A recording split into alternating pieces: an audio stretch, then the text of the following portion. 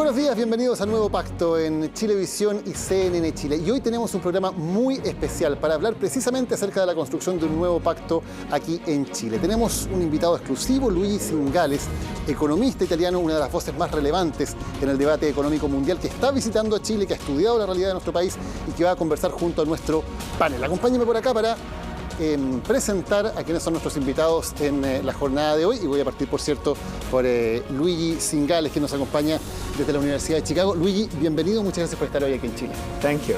Gracias. Karen Poniatchik, ex ministra. Karen, muchas gracias por acompañarnos hoy. Muchas gracias por la invitación. Joaquín Lavín, alcalde de Las Condes, gracias por estar con Daniel. nosotros. E Ignacio Briones, ministro de Hacienda, gracias por acompañarnos hoy. Gracias por la invitación, Daniel. Se ha hablado mucho en estos días de cómo ir cambiando la realidad de Chile, de si es necesario o no un cambio de modelo, qué significa eso también. Vamos a ver una nota introductoria y luego vamos a la conversación. Un manantial o laguna rodeado de arena y aislado en un desierto es lo que se define como oasis, como el de Huacachina en el centro sur de Perú.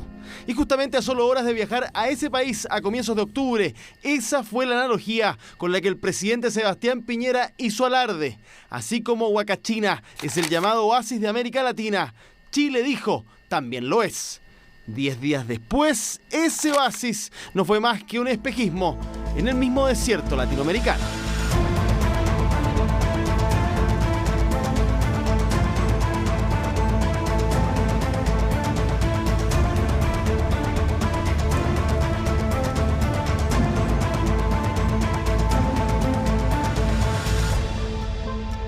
La crisis reactivó una de las discusiones que cruzaron la década, la del modelo de desarrollo chileno. Se han escrito decenas de libros, a favor como responsable de las envidiadas cifras macroeconómicas, en contra como culpable de la desigualdad en nuestro país. Sin duda hay varias visiones con respecto al tema, pero la pregunta es si Chile realmente quiere cambiar su modelo de desarrollo.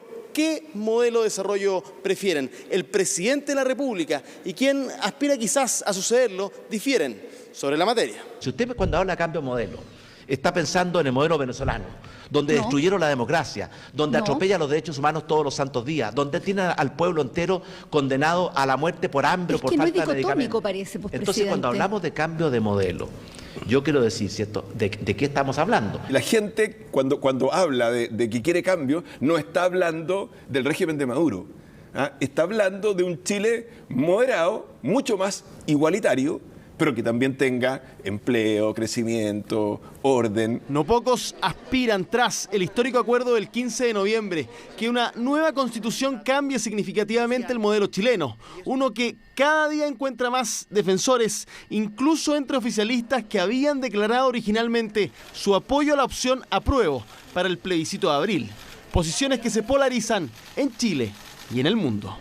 Basta llegar a Chile y descubrir que uno ya casi no está en América Latina, sino en un país del primer mundo. Amamos a Chile y le deseamos lo mejor a Chile, que se restituya la tranquilidad y se tome el camino de grandes cambios que desmonten el modelo neoliberal, que es un modelo de exclusión. que esto que nos quieren vender como modelo ideal de sociedad, en donde se quiebran los lazos de solidaridad, en donde no me importa un comino lo que pase al otro, terminan como termina lo que está pasando hoy allí. No cabe duda, el modelo de desarrollo del país está bajo la lupa de miles de chilenos. Ese modelo de las AFP, de las ISAPRES, dicen sus detractores, el que derrotó la pobreza y le cambió la cara a Chile, afirman sus fieles defensores. Ahí están entonces algunas de las opiniones internacionales también de las últimas semanas, porque Chile es tema de conversación hoy en todo el mundo. Luigi, ¿debe cambiar su modelo Chile, que es lo que hemos escuchado? Creo que Chile debería actualizar el modelo como la mayoría de los modelos necesitan ser actualizados. Keynes solía decir que los hechos cambian, tú cambias de opinión y si no, no eres realmente serio. Entonces creo que el mundo ha cambiado mucho desde el modelo de Chicago como fue importado a Chile. Chicago ha cambiado, el mundo ha cambiado. Creo que Chile tiene que actualizarse. Chicago has changed, the world has changed. I think that Chile has to update it, but on the other hand, I would Por el otro lado, no tiraría el modelo a la basura porque sí funcionaba en muchas dimensiones. Creo que debemos discutir cómo precisamente mejorarlo, arreglar las dimensiones en que no funcionó bien, pero no lo tiraría a la basura, solo lo actualizaría. ¿Y podrías decir cuál es, a tu juicio, el principal punto que habría que cambiar? Lo principal es que la escuela tradicional de Chicago no estaba tan preocupada de la concentración del poder económico y político. Y mientras la competencia siempre ha sido un mantra para Chicago, el Chicago tradicional pensaba que la competencia simplemente surgiría como un resultado natural porque tenía la experiencia del Estados Unidos de ese tiempo. Y creo que especialmente en un país pequeño como Chile no surge naturalmente. Debes crear las condiciones para que funcione. Entonces, diría competencia, competencia, competencia. Competition. Joaquín, para ti que además eres Chicago Boy, ¿no? Estudiaste también en la Universidad de Chicago. ¿Qué significa para ti cambio de modelo? Bueno, yo creo que lo que ha pasado en Chile después del 18 de octubre ha sido muy, muy potente y hay un mensaje profundo en el sentido de que los chilenos no quieren vivir en el mismo tipo de sociedad que hemos construido hasta ahora. Quiere que haya cambio. Yo lo defino como una persona que usaba un traje en lo político, la Constitución, en lo económico y social, el modelo, y ese traje sirvió, la persona anduvo por la vida bien con ese traje, algunos lo criticaban, pero funcionó, pero de repente ese traje se rompió, y se rompió quizás el pacto social que estaba detrás de ese traje que usaba. Entonces creo que viene un cambio. Ahora el cambio obviamente no es ir a una economía tipo Venezuela o Maduro, no, sino que lo que la gente quiere es lo que tenemos hoy día, pero mejor. Mejor, o sea, un Chile que crezca, que dé oportunidades, pero que al mismo tiempo sea mucho más igualitario. En que se rompa esa creencia de que hay una especie de club privilegiado que concentra las oportunidades mientras el resto no las tiene. Ese es el cambio que hay que hacer. Karen, ¿cómo rompemos ese club privilegiado o la concentración de poder político y económico, como decía Luigi? Bueno, Luigi habló de competencia. Yo agregaría otros conceptos que son clave y que tienen que ver con no un cambio radical del modelo, sino que una actualización del modelo, que tienen que ver con inclusión, meritocracia, abrir espacio, dar oportunidades, nivelar la cancha. Y yo creo que eso es lo que nos falta manteniendo el modelo, pero claramente incorporar acciones a todo nivel, desde el Estado, desde el sector privado, justamente para promover. La gente quiere participar, todos quieren participar, y hay que abrir los espacios que hoy día están cerrados. Ignacio, ¿qué significa cambio de modelo? Escuchábamos al presidente lo que decía, escuchábamos a Joaquín también. ¿Qué significa cambio de modelo? Mira, a mí nunca me ha gustado mucho hablar de modelo en singular. Yo prefiero hablar de modelos con S, porque, como dice Luigi, los modelos van cambiando con el entorno, y si un modelo es estático y no reacciona a su entorno, la única conclusión es que va a perecer. Y por lo tanto, es un continuo, es un cambio que van experimentando. Y no cabe duda que ante los desafíos que enfrenta Chile y que ha enfrentado también en el pasado, eso tiene que seguir ocurriendo. Creo además que cuando uno lo plantea en esos términos, se hace ilusorio, idealista, impracticable y riesgoso hablar de sustituir un modelo A por un modelo Z, porque eso la verdad es que es un mal aliado de buenas soluciones. Pensemos simplemente cuando cambiamos el modelo de transporte de Santiago, el Transantiago de Una.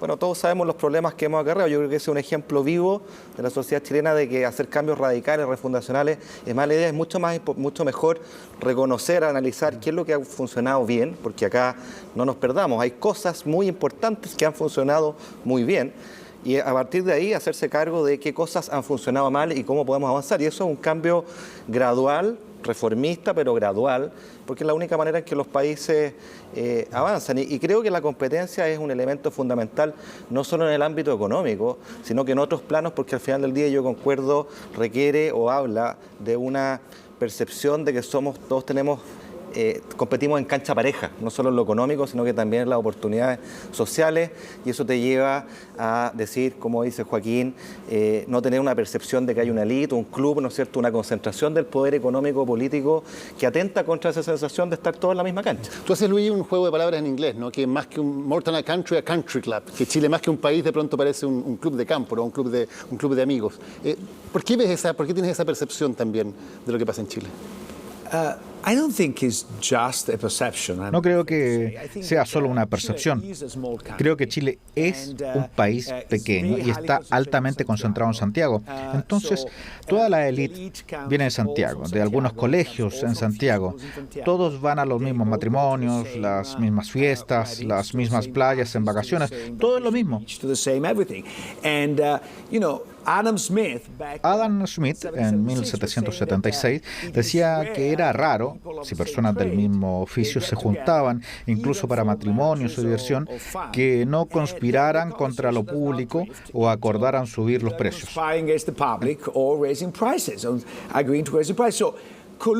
Entonces, la colusión es un producto natural de ese sistema.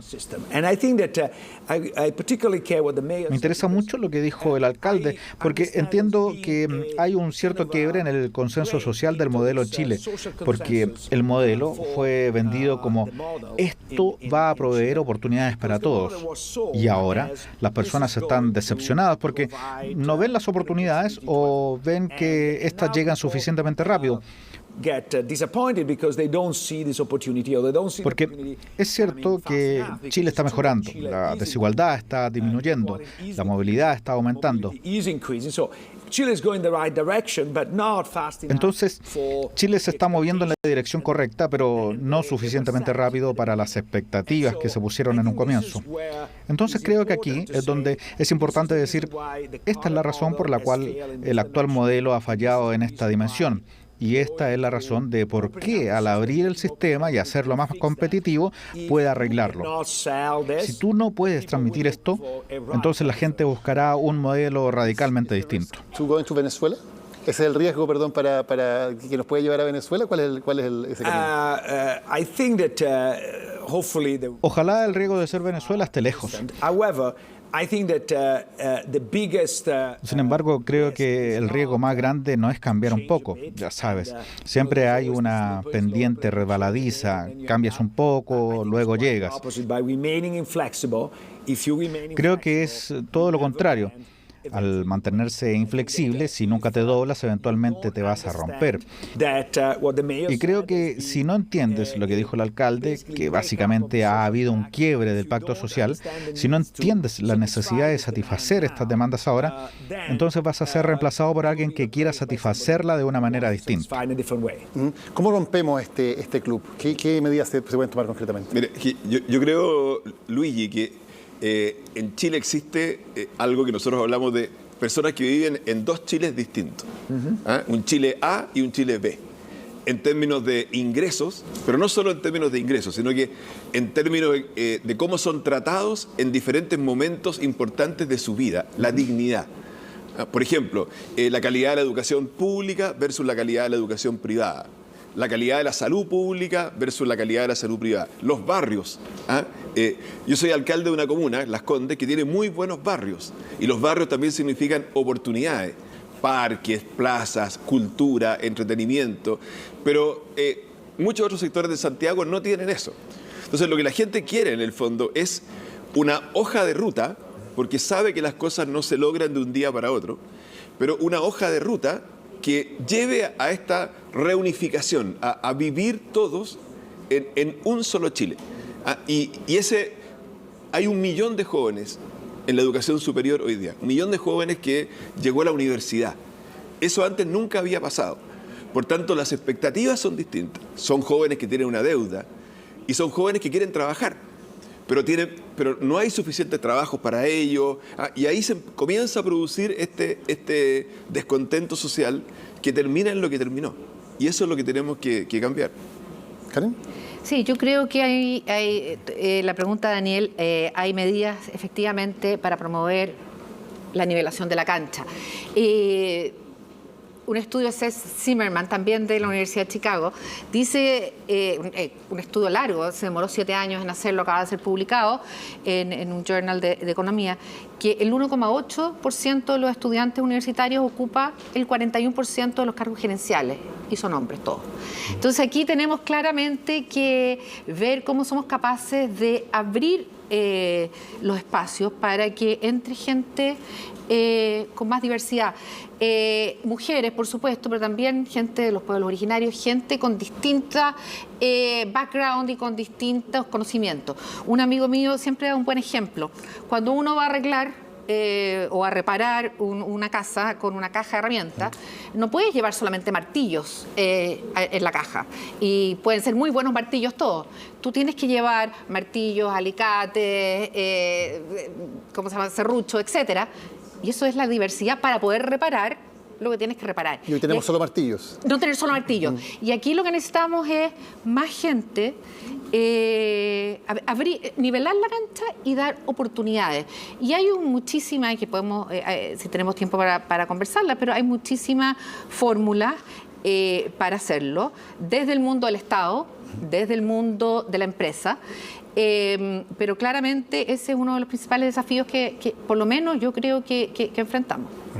Ignacio, ¿hay fórmulas desde el Estado, por ejemplo, como ministro de Hacienda, que se pueden implementar? Por supuesto. A ver, yo creo que tratando de juntar los 3 puntos, yo creo que es fundamental, aunque a veces no es popular decirlo, rescatar el ideal meritocrático. Y el ideal meritocrático es la otra cara de la moneda, el simétrico, el símil de la competencia, porque la competencia al final del día, ¿qué es lo que es? Es lo que las personas, los talentos, las recompensas, los puestos son ciegos, no son adscritos hacia una persona, es de una etnia X o Y, si es hombre o mujer, es simplemente en base a los talentos, las capacidades de esa persona. Pero eso supone que hay competencia. En ausencia de competencia, la verdad es que los cargos son asignados a dedo.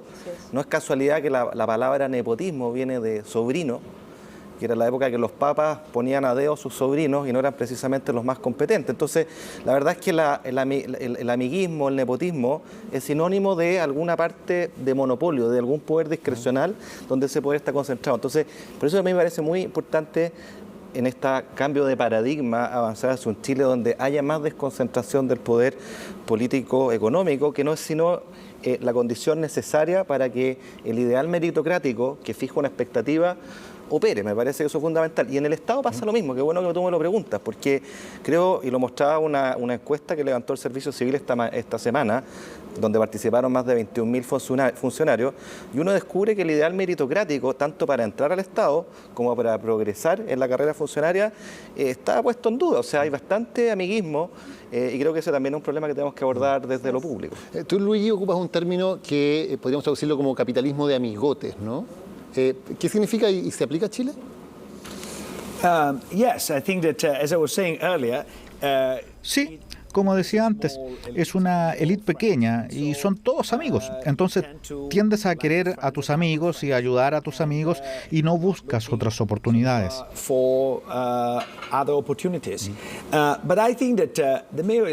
Pero creo que el alcalde tiene razón al decir que hay que pensar en cómo crear igualdad de oportunidades. Porque competencia sin un punto de partida equitativo es realmente perpetuar las diferencias a lo largo del camino. Entonces mi colega en la Universidad de Chicago, al premio Nobel Jim Heckman, ha enfatizado la importancia de la educación inicial al formar personas, desde la sala cuna al jardín infantil. La calidad de eso hace una diferencia dramática en su éxito en la vida. Your success in life. And so I think this is where I see Ahí veo un rol de intervención gubernamental. Más que gastar en el acceso a la universidad, donde las personas pueden pagar con más facilidad.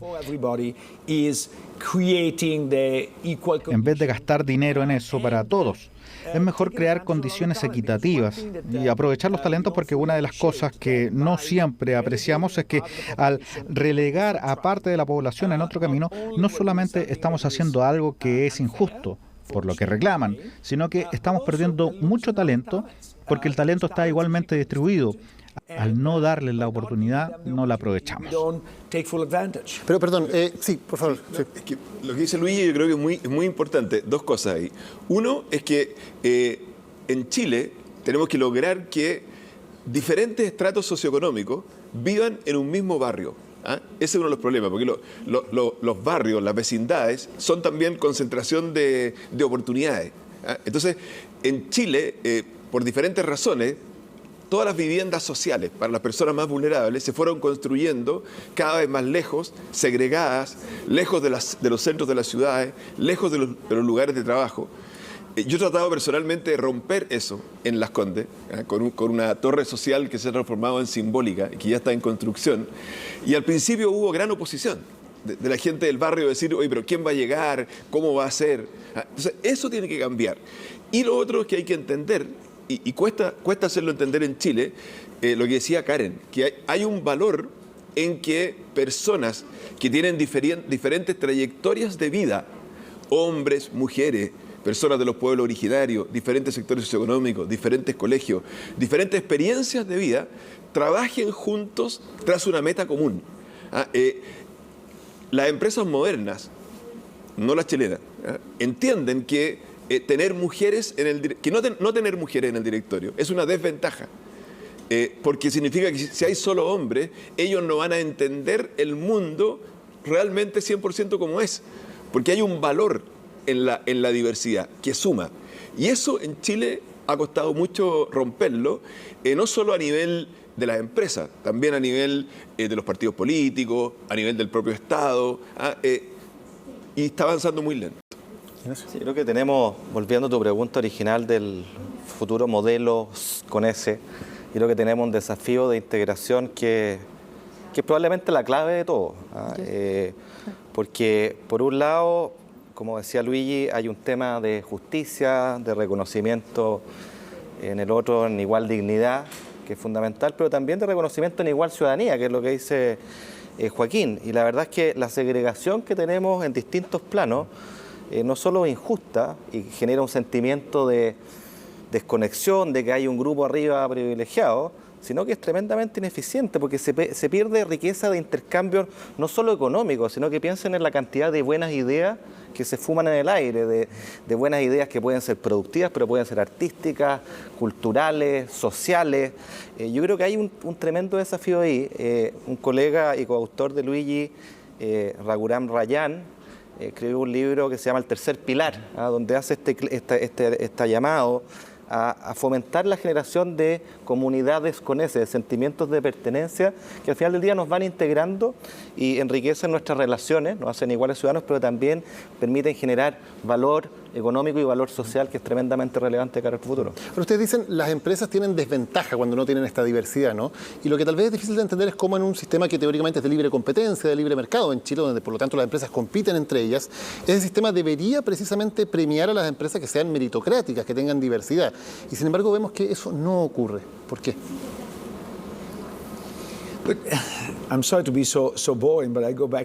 Lamento ser tan aburrido, pero siempre vuelvo al mismo problema. Es en gran parte la falta de competencia.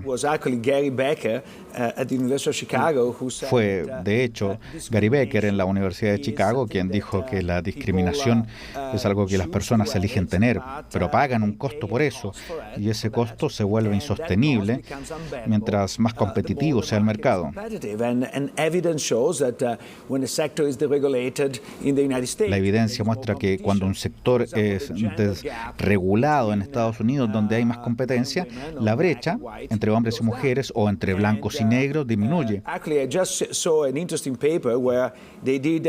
Acabo de ver un artículo interesante sobre un experimento sobre cómo los empleadores discriminan entre personas hispánicas blancas y negros al contratar. Hicieron el estudio en 2004 y luego en 2010 revisaron qué compañías sobrevivieron a la crisis financiera. Y lo que descubrieron fue que las empresas que estaban discriminando más sobrevivieron menos la crisis. Entonces, cuando hay competencia y hay un choque económico, ves más valor en la diversidad. Esa es una buena señal a largo plazo. Quizás no es tan rápido, pero al menos va en la dirección correcta. ¿Y hay falta de competencia en Chile? ¿Por qué? Porque, por ejemplo, sabemos que es un mercado relativamente chico, que en la mayoría de los mercados relevantes hay tal vez 2, 3, 4 competidores. ¿Esa concentración tiene un efecto en la competencia o, aunque esté muy concentrado un mercado, puede ser muy competitivo de todas maneras? Mis colegas en Chicago dicen que mientras existe la amenaza de entrada de nuevos actores, incluso un mercado concentrado puede ser competitivo. Yo tiendo a pensar que los mercados concentrados que no son competitivos particularmente, y aquí la cosa se combina, la concentración en un país donde todos se conocen y todos salen a comer juntos, es particularmente mala, porque si algo sabemos es que la colusión, y especialmente la colusión tácita, es más fácil cuando hay menos jugadores. Y cuando esos jugadores son idénticos y se juntan a comer todos los sábados, la colusión se hace prácticamente inevitable. ¿Karen? Totalmente de acuerdo. Y uno de los temas es que aquí la gente cree que por darle el espacio a otro vas a perder tu espacio. La idea de lo que tenemos que promover es que haya espacio para todo, lo que implica que las empresas que existen crezcan, pero que surjan nuevas empresas. Y en las nuevas empresas, y por eso es tan importante impulsar el emprendimiento, en las nuevas empresas que se están creando, uno ve mucho mayor diversidad y prácticas distintas. Y aquí hay varios ejemplos de empresas chilenas, desde Corner Shop, que bueno, ya te van a contar seguramente Luis y el ejemplo, pero de otras empresas que han llegado afuera, especialmente extranjeras, incorporando estas mejores prácticas de inclusión, de diversidad y abriéndose camino. Y también, ¿cómo se llama? Market share. Entonces, mayor participación en el mercado. Mayor participación en el mercado. Entonces, aquí lo que tenemos que hacer es también impulsar la creación de nuevas empresas y también, ojalá que las empresas que existen empiecen a adaptarse a esta nueva realidad para que puedan crecer e incluir a más gente. ¿Cómo rompemos esta idea de un mercado pequeño, concentrado, por lo tanto, y además con una competencia que no parece ser la que debería existir? Mire, yo creo que, yendo a lo que decía Luigi y Karen, de por qué las empresas no incorporan más diversidad, más mujeres en el directorio, en parte es por lo que tú dices, porque a lo mejor están cómodas como están. Si tú tienes 3 cadenas de farmacia o tienes 3 o 4 cadenas de supermercados o 5 administradoras de fondos de pensiones, bueno, finalmente yo tengo mi porcentaje y no me siento desafiado para mejorar, porque estoy cómodo ahí. Entonces, algo de eso ha pasado. Yo de repente veo como en Estados Unidos, por ejemplo, si uno analiza la lista de las principales empresas hace 20, 30 años atrás, es muy distinta a la de ahora. Tú tenías a lo mejor General Motors, grandes compañías industriales. Hoy día tienes Microsoft, tienes Google, tienes Facebook.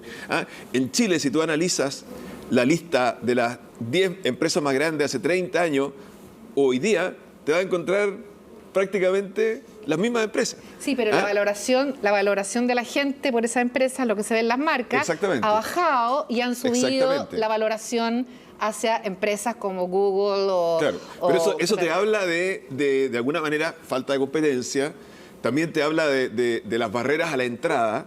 Falta de innovación también, porque tú pones los ejemplos de YouTube, de Google, de Facebook, de Microsoft, etcétera, pero en Chile no tenemos muchos ejemplos exitosos de emprendedores a ese nivel. No, o sea, si uno piensa, en Chile se habla mucho del emprendimiento, se está hablando mucho y es muy bueno eso, pero la verdad es que todavía esos emprendimientos no han alcanzado el nivel como para cambiar la economía.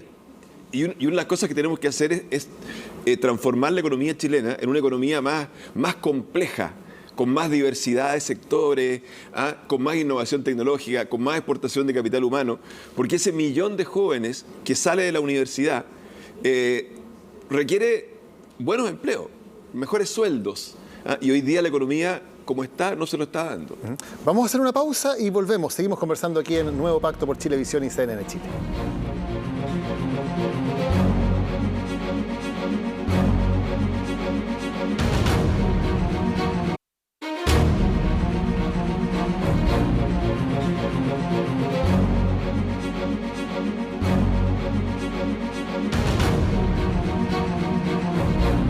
Estamos de vuelta en Nuevo Pacto conversando con la ex ministra Karen Poniatowski, el alcalde Joaquín Lavín, el ministro Ignacio Briones y nuestro invitado especial, el economista y profesor de la Universidad de Chicago, Luigi Zingales. Luigi, tú enfatizas mucho el tema de la competencia. Competencia. Para las personas que nos están viendo, ¿nos puede decir ¿En qué me afecta a mí? ¿Cómo cambia mi situación el hecho de que los mercados sean más competitivos? ¿Hay algún efecto real y cómo podemos medirlo? Certainly. I think that let's start with the first thing is about. Partamos. Lo primero tiene que ver con los precios. Está bien demostrado que mientras más competitivo sea el mercado, mejor son los precios y la calidad que obtienes. Por ejemplo, yo hice un estudio sobre la industria de teléfonos móviles y mientras más competencia hay, menores son los precios y mejor es la calidad. Creo que ese es un ejemplo sobre cómo esto impacta a las personas en el día a día. Carlos Slim solía ser el hombre más rico del mundo y perdió ese privilegio. Perdió cerca de $30.000 millones. No lloren por él. Todavía le queda 30.000 más. Pero los perdió porque en México abrieron el mercado de la línea fija y móviles a la competencia. Entonces, es muy importante. Hemos discutido el asunto sobre cómo la competencia puede reducir la discriminación, pero diría que al final, al menos para mí, lo más importante es que la competencia te entrega libertad. Porque la competencia significa que si no te gusta tu empleador, tu proveedor, lo que sea, puedes cambiarte y tener una alternativa que es casi tan buena como la otra o idéntica. Y eso te da la habilidad para básicamente deshacerte de las personas si no te gustan. Por ejemplo, el tema del acoso sexual. El acoso sexual es en su mayoría sobre poder. Es abuso de poder. Y ese poder existe porque los trabajadores están en una posición en la que no se pueden ir en el momento que alguien hace algo negativo. Entonces, mientras más competitivo sea el mercado, más libre eres para elegir, y creo que eso es algo muy importante. Incluyendo también la idea de hacer una empresa. Estamos hablando de por qué el mercado en Chile es restrictivo. Escribí sobre el caso de Cumplo, una empresa emergente de Chile entre iguales, y la empresa estaba a punto de morir. ¿Por qué? Porque había una conspiración de los bancos existentes de bloquear nuevas entradas. La única razón de por qué sobrevivió es porque Nicolás Chea tiene buenas conexiones. Podía hablar con los economistas sobre esto. Les cuenta el problema y Cumplo se vuelve intocable por esto. Si el empleador en Cumplo fuera un sujeto común y corriente, no estaría en la misma situación y Cumplo estaría muerto. Ignacio, ¿en qué áreas crees que falta esta competencia que beneficia a los consumidores en Chile? ¿En qué áreas los consumidores se ven afectados por este tema? Bueno, en general son los lenguaje economista, pero el candidato número uno son los llamados sectores no transables, aquellos que no están abiertos por de pronto a la competencia internacional, donde uno puede importar libremente. Entonces, todos los... ¿Por ejemplo? Bueno, servicios. Luis ya hablaba, por ejemplo, del sector telecomunicaciones. Acá ha habido avances importantes que refrendan el punto de él. O sea, cuando, por ejemplo, se introdujo la portabilidad numérica, llegaron nuevos actores precisamente porque para nosotros era mucho más fácil moverse entre compañías, porque ya no perdíamos nuestro número telefónico, nuestros contactos al hacerlo. Eso hizo que llegaran actores que bajaran las tarifas, que mejoraran los planes, y es una muestra clara de lo que Luigi dice, cómo esto llega al bolsillo y a la libertad de las personas en la competencia. Pero en general los sectores no transables, todo lo que vimos, la colusión de las farmacias, por ejemplo. O sea, una farmacia es un local físico que está en Chile, yo no puedo traer un local de afuera. Y ahí es súper importante. A ver, la regulación es fundamental y Chile, yo quiero subrayarlo, ha avanzado mucho en regulación de libre competencia. Yo no me canso de decir que el proyecto, por ejemplo, de anticolusión que se aprobó en el gobierno de la presidenta Bachelet es excelente.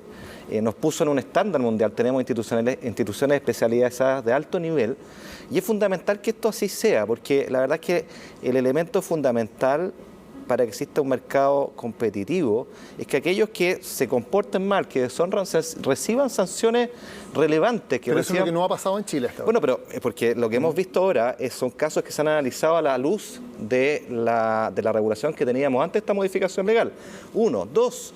Es fundamental que existan mecanismos de delación compensada. A veces la gente no entiende, porque dice, oye, ¿cómo esta persona que se coludió va a tener una pena menor o una multa menor? Bueno, porque es fundamental poder allegar la información para detectar los carteles. Si no está esa información, finalmente los carteles que se operan entre 4 paredes, no los descubrimos. Yo creo que hay avances bien relevantes, pero me gustaría decir otra cosa más a propósito de la competencia. La competencia no solo tiene un beneficio para el bolsillo de los consumidores, sino que también es la condición necesaria para la innovación. El caso de Cumplo, por ejemplo, es una innovación que solo puede emerger en un mercado competitivo. Si la regulación bloquea la emergencia de ese emprendimiento, nos perdemos esa innovación. Y por último, la competencia es fundamental para, y esto se entiende poco, creo yo, en Chile, es fundamental para la legitimidad del mercado. Para aquellos que creemos en una economía de mercado, es fundamental que esté legitimada. Y cuando existe la percepción que hay un grupo de privilegiados, que al final del día la concentración económica o el poder de mercado, para ser más preciso, es eso, es alguien que tiene rentas no porque sea tan bueno, sino porque tiene poder de mercado y bloquea la entrada de nuevos actores. Esa sensación de injusticia es fatal para la legitimidad del mercado. No, lo que yo iba a decir es que el hecho de que en muchos mercados importantes en Chile haya 2, 3, 4 competidores, ha tenido impacto práctico. Por ejemplo, el mercado de los medicamentos, la farmacia, pero los remedios, que es un mercado que en Chile está creciendo mucho porque la gente vive más años cada vez más. Lo llamamos en Chile los adultos mayores. Y ellos, un adulto mayor en promedio, consume 3 remedios o 4 remedios. Y eso afecta directamente su bolsillo. Y aquí los laboratorios, por ejemplo, al Estado le venden a un precio, digamos 1, y a la persona que va a comprar a la farmacia le venden a otro precio 5. Hubo también colusión. Afortunadamente, a través de la delación compensada, eso ya se zanjó. Pero incluso ahora el Estado ha tomado la iniciativa de decir, a través de una nueva ley, que el Estado va a ir directamente a comprar remedios a los laboratorios, directamente, y se los va a entregar a las farmacias para que los vendan a un precio fijo. O que se va a permitir que los municipios, por ejemplo, nosotros queremos eso, las municipalidades, podamos importar directamente medicamentos del extranjero. En Argentina son más baratos, en casi todas partes del mundo son más baratos que en Chile, y poder vender esos medicamentos a precio de costo a nuestros vecinos. Entonces, hay efectivamente muchas áreas de la economía chilena que afectan el bolsillo de las personas en que la competencia no es suficiente. ¿Qué pasa, por ejemplo, con temas como la previsión? Hoy día tenemos un sistema de pensiones que está privatizado en manos de las AFP, y la idea también y la promesa era que al haber competencia entre distintos actores en el mercado, eso iba a mejorar las pensiones, y una promesa que no se está cumpliendo. ¿Por qué puede ocurrir eso? Dos cosas. Primero, para poder trabajar bien, la competencia debe equilibrarse con protección al consumidor. ¿Por qué? Porque si las personas menos sofisticadas no están protegidas, la competencia puede empujar a las personas a especializarse en aprovecharse de personas no sofisticadas en vez de producir más productos, etc. Proteger a los consumidores no es solo sobre proteger a los menos sofisticados, que por sí sola es una meta muy valiosa, pero además es una forma de evitar que las empresas desperdicien recursos tratando de ir en la dirección equivocada. Me pone un poco nervioso ver a un gobierno entrar a un negocio, sustituir y ofrecer bajos precios, etc. No porque inicialmente no vaya a ser bueno. Me preocupa la situación a largo plazo.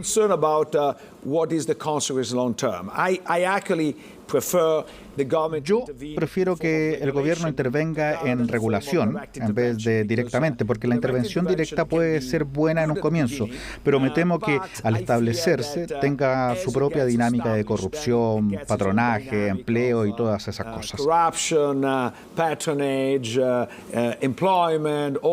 Y también está el riesgo de que si el gobierno es muy poderoso, ellos causen la fortuna o desfortuna de los negocios. Y por mucho que tema que los negocios controlen al gobierno, temo más que el gobierno controle los negocios.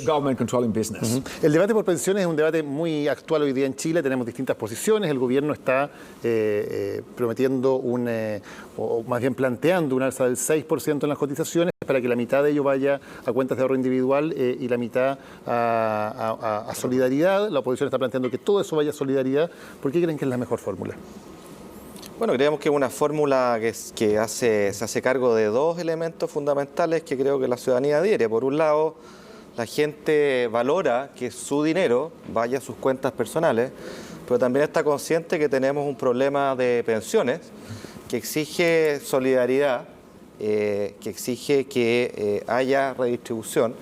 Y creo que el proyecto que nosotros hemos planteado equilibra bien esos dos elementos, al mismo tiempo que introduce más competencia en la industria de la AFP, permitiendo nuevos tipos de actores, cooperativas, AFP sin fines de lucro. En consecuencia, parece que es un balance adecuado. Creo además, y un poco lo esbozaba Joaquín, que en el tema de la competencia, en un sentido amplio, estamos hablando aquí de la industria de la AFP, pero en materia de colusiones, por ejemplo, también en la agenda antiabuso del gobierno hay iniciativas como el denunciante anónimo, que son una práctica internacional. Hablábamos ayer el otro día con Luigi sobre este tema, que es fundamental para poder entregar información que permita a la autoridad decir, oye, acá hay un problema, acá hay un cartel, vamos por él. Sin esa información, la verdad es que todo lo que hagamos puede ser precioso en la ley, pero letra muerta en la práctica, y por lo tanto uno tiene que preocuparse de que las cosas pasen. Yo creo, Daniel, que el ejemplo de las pensiones y lo que señalaba el ministro Briones es muy importante para graficar cuando yo hablaba al comienzo de que se necesita un cambio de modelo. En lo previsional se está hablando en el fondo de un cambio de modelo, porque durante muchos años aquí en Chile tuvimos un solo sistema, que es capitalización individual. Después se empezó a ver de que eso tenía sus falencias. ¿Por qué? Porque aumentó la expectativa de vida. Por lo tanto, lo que yo juntaba para mi jubilación, en vez de tener que alcanzarme para 10 años, tenía que alcanzarme para 20 años. Y eso baja las pensiones. O porque las personas no trabajaban durante toda su vida útil, sino que había lo que llamamos aquí lagunas previsionales. Entonces, ya se introdujo con Michelle Bachelet un elemento de solidaridad con las pensiones básicas solidarias, que el gobierno pagara una pensión mínima. Pero ahora se va a un cambio que es mayor, que es más estructural, que dice, además de tener el sistema de capitalización individual, vamos a tener, que lo manejan las AFP, vamos a tener un sistema distinto, con 6 puntos adicionales de cotización, que lo va a manejar una entidad pública, y que esos 6 puntos de cotización, 3 van a mi cuenta individual, para subir mi jubilación en el futuro, y 3 van a solidaridad para pagar pensiones hoy día de personas que están jubiladas. Entonces ahí hay un cambio de modelo. Y eso quizás hay que replicarlo en otras áreas de la economía. A eso me refiero cuando se habla de cambio de modelo. Ahora, yo creo que es importante también, hablando de competencia, destacar que el ente que va a administrar, de acuerdo al proyecto del gobierno, el 3% y el otro 3%, funcione con las mismas reglas del juego que las AFP, que no tenga beneficios adicionales o que no tenga facilidades adicionales por ser un ente del Estado, porque eso también atenta contra la competencia. Pero yo quiero volver al tema que lo tocó Luigi, no centrarnos solamente en el mercado, porque estamos hablando de la competencia en el mercado.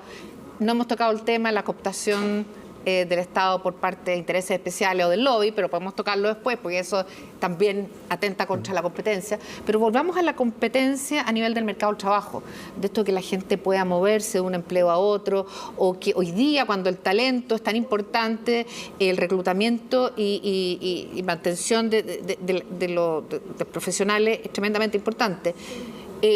Pero hay espacios en los cuales la gente no puede competir.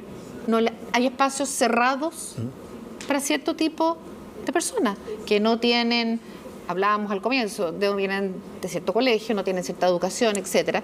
Y yo creo que tenemos que trabajar también a ese nivel. Voy a dar un ejemplo que no es de Chile, pero que a mí me llamó la atención, que un ejemplo que en el Reino Unido, el tema del currículum ciego, por ejemplo. O sea, debería ser la práctica de que todos los currículum, cuando uno postula un empleo, sea ciego. Una firma de abogados que es Clifford Chance, que probablemente es de las 3 más importantes del Reino Unido, contrataba solamente abogados de Cambridge o de Oxford.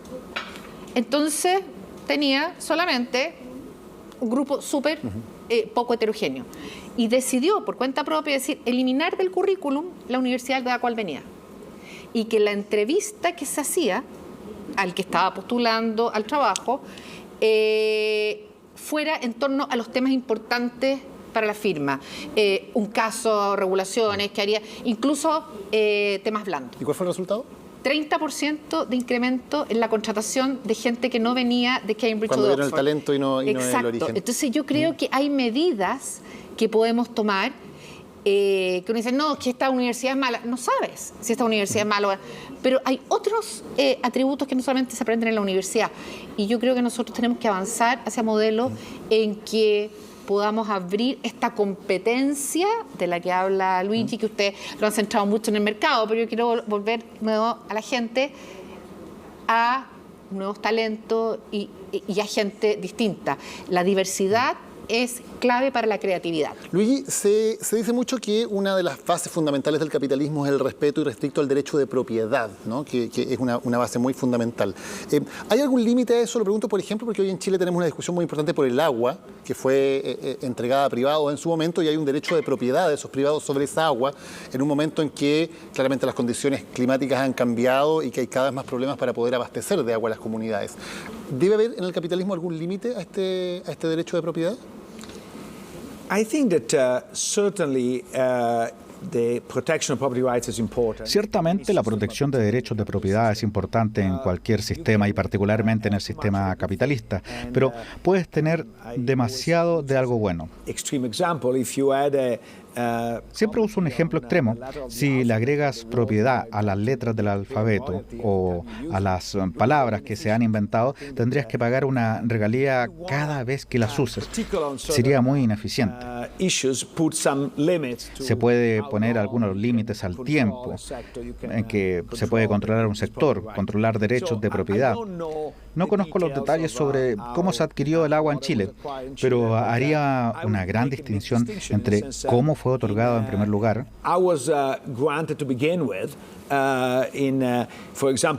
Por ejemplo, cuando Estados Unidos invadió Irak, decidió que la deuda que Saddam Hussein había pactado no era válida. ¿Por qué? Porque era una mala deuda.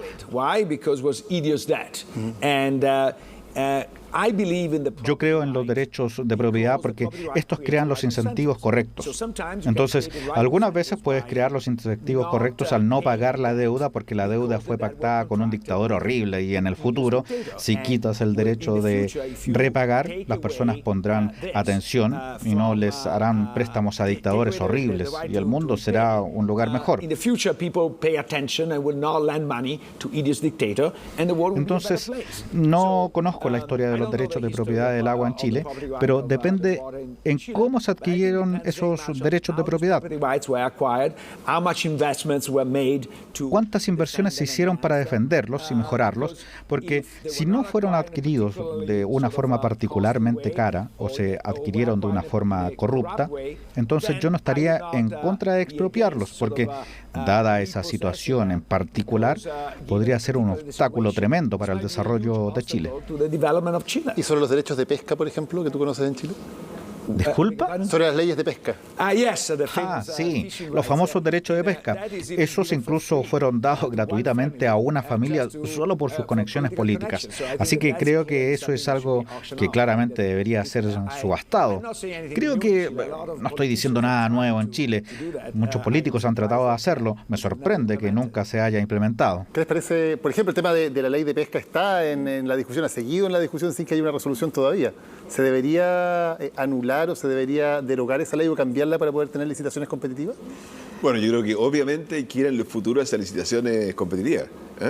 Pero te quiero decir una cosa, Daniel, que es que es importante, Luigi, que tú también sepas que la falta de competencia no solo afecta a los chilenos en relación al mercado privado, sino que también afecta a los chilenos en relación al Estado.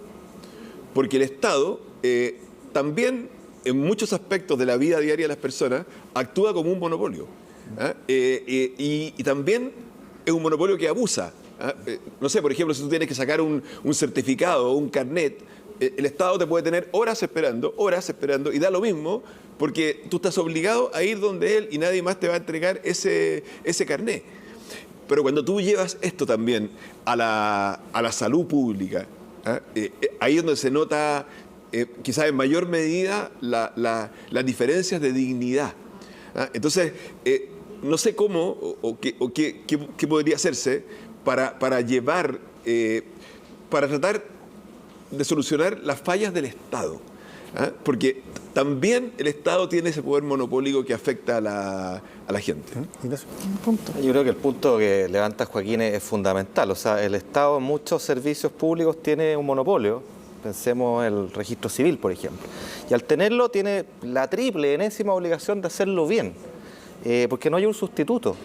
No hay un competidor, claro. Y eso, en definitiva, son prestaciones que llegan a los ciudadanos, muchas veces los ciudadanos más vulnerables, y que van en directa relación con su dignidad. Yo creo que hay mucha sensación de abuso que no solo radica en el sector privado, sino que también en los servicios públicos. Y ese es un desafío fundamental que nosotros tenemos como país. Como Ministerio de Hacienda estamos súper encima de esto, porque la verdad es que meterse ahí tiene problemas. Importa romper el statu quo en muchas dimensiones de cómo hemos hecho las cosas en el pasado, y eso colisiona con ciertos grupos. Pero es fundamental avanzar ahí y vale la pena dar esas peleas, porque al final del día no hay que perder de vista que el ciudadano debiera ser el foco último y esencial del Estado. Y solamente añadir una cosa para ilustrar esto, porque esto es muy interesante. Nosotros, no cabe duda, partimos hablando o hemos hablado aquí de desigualdad. Yo no me canso de dar este dato porque es bien impresionante. O sea, Chile, la desigualdad de ingresos antes de la acción del Estado, es decir, antes de impuestos y transferencias, llamémosla la desigualdad de ingresos de mercado, no es distinta de la de Alemania, ni incluso ni la de Finlandia. La diferencia está que esos países, luego de los impuestos y las transferencias, bajan fuertemente la desigualdad, nosotros muy poquito. Pero ¿dónde está la clave? Porque muestra la evidencia comparada. Es que de 4 puntos de reducción de la desigualdad, 1 viene la progresividad del sistema tributario y 3 de cada 4 vienen de la acción del Estado, de la calidad de la acción del Estado y de las transferencias directas que haga el Estado. Y ahí estamos al debe, evidentemente.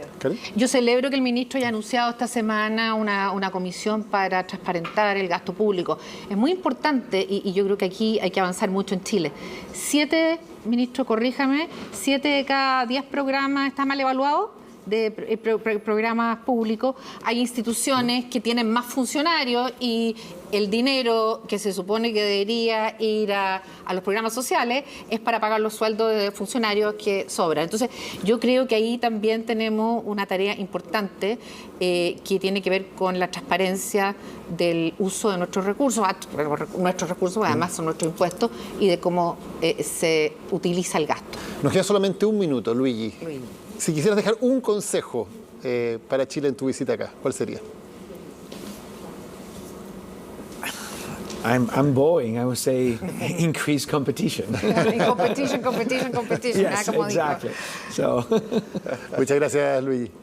Gracias por haberte tenido hoy. Gracias, Karen. Gracias, Joaquín. Gracias, Ignacio, por habernos acompañado. Gracias a ustedes también por esta conversación en Nuevo Pacto. Seguiremos conversando en futuros episodios también cómo generar los cambios que está pidiendo la sociedad chilena. Que tengan muy buenos días.